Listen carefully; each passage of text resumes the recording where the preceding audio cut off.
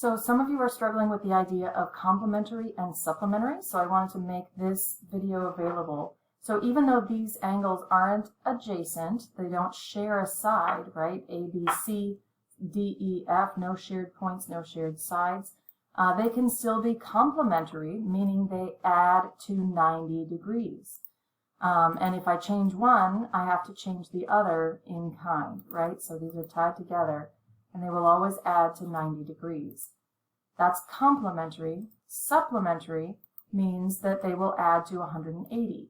Now, linear pairs are supplementary, but not all supplementary angles are linear pairs. This is not a linear pair. They do not share a side. Again, adjacent angles that are supplementary, they have to share a side and a vertex. That's when they're linear pairs. But just being supplementary means they will add to 180.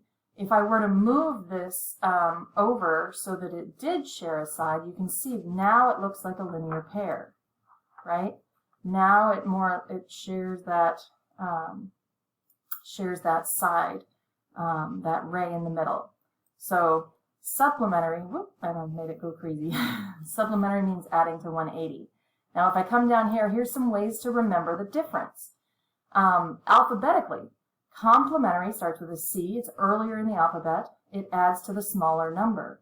Keep counting either through the alphabet to get to S or through the numbers to get to 180. You'll get the supplementary that will add to 180.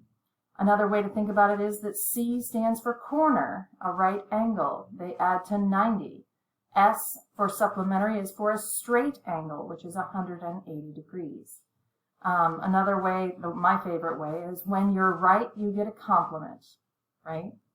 So, or the other thing, a supplement, like a vitamin supplement, is something extra, so it's bigger. All right, just wanted to put that out there. Happy studying.